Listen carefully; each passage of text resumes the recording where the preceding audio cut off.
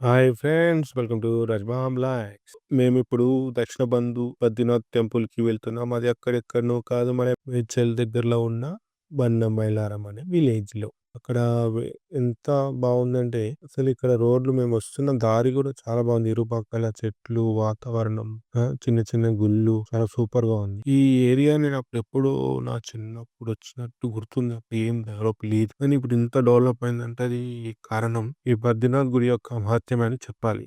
ఎంతో industrial area ఉంది. గోదాములున్నాయి. ఇక్కడ ఎక్కువ నార్త్ వాళ్ళు ఆలీళ్ళొచ్చి సెటిల్ అయిపోయారు. అలా ఉత్తరాఖండ్‌కి కూడా చాలా మంది వచ్చారు. వాళ్ళేం చేసిర్రు, వాళ్ళ దేవుడు ఉత్తరాఖండ్‌లో బద్రీనాథ్ ఉంటాడు. ఇక్కడ వాళ్ళు ఒక స్థలం తీసుకున్నారు. ఒక 13, 15 మంది సభ్యులు కలిసి తీసుకొని అది ఏం చేసిర్రంటే, ఇక అక్కడ బద్రీనాథ్ గుడి అక్కడ ఎలా ఉంటుందో ఇక్కడ కూడా అట్లానే చేశారు. అంత అద్భుతంగా నిర్మించారు. మీరు చూస్తే ఆ మంచు పర్వతాలు అవి లేవు గానీ, బద్రీనాథ్ గుడి మీరు కంపల్సరీ ఇక్కడొస్తే ఇగ వాళ్ళకు పోయేటప్పుడు చాలా మంచిగా అనిపిస్తది. మంచి జరుగుతది గూడా. ఎందుకంటే దేవాలయం అంటేనే మహత్యం. ఇగ మా ఫ్రెండు ఇగ ఉత్సవమో లేదో పార్కింగ్ కాడ ఆగితే, ఇగ వాళ్ళంటారు ఒకసారి గుడికి మరి డెవలపింగ్‌కి మాకు ఎట్లా పైసలొస్తాయి. ఇలా పార్కింగు, షాప్స్ కిరాయి ఇచ్చినప్పుడు డబ్బులొస్తాయి. అవి వాటితోని గుడి మెల్లమెల్లగా డెవలప్ చేస్తాం. ఇంకా చాలా డెవలప్ చేస్తున్నాం సార్ అని. సరే సరే ఇగ లొల్లెందుకని చెప్పి నేను మా వానితోని మాట్లాడి ఒక రూ. 20 ఇచ్చి ఎక్కియకని చెప్పి ఆయన అంటాడు, "రూ. 20 సర్టిఫికేటు." ఓహో!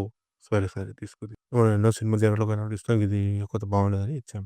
ఇగ ఇక్కడ కొత్త బిల్డింగ్ కనపడుతుందా? అది భక్తుల సౌకర్యార్థం కడుతున్నారు. ఇంకా అది రాబోయే రోజుల్లో అది జనాలకు అందుబాటులో. ఇక్కడైతే మేము చెప్పులకు చెప్పులు ఈడనే పెట్టాలి కంపల్సరీ అని మా అమ్మ డిమాండ్ చేసింది. మా వాడు పెట్టినాను. ఏ పెడతాన్నాడు మరి నీ 600 చెప్పులంటే, అమ్మో! అరే పెట్టాలి రెడీ అంది.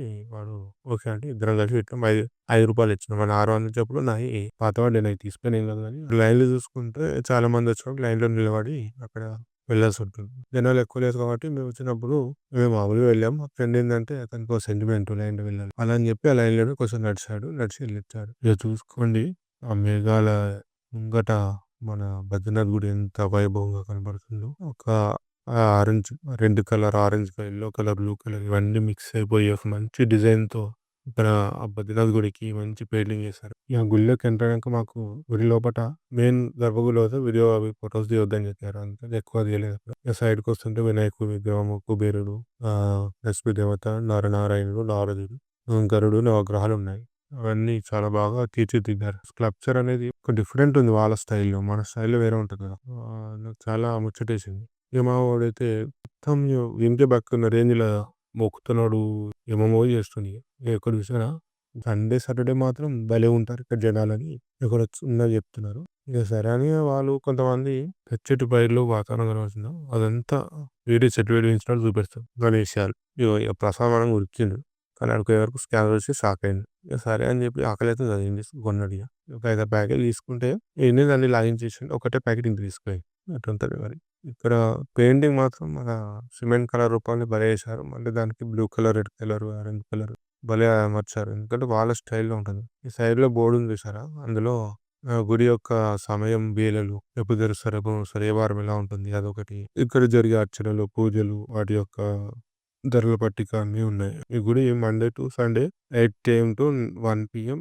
మళ్ళా తర్వాత 3 PM to 8 PM. Sunday only 8 AM to 1 PM. PM to 8 PM. ఈ పూజకు సంబంధించిన వివరాలన్నీ ఎంత చక్కగా వాళ్ళు ఒక మంచి బోర్డ్ తయారు చేసి అక్కడ వాళ్ళు పెట్టారు.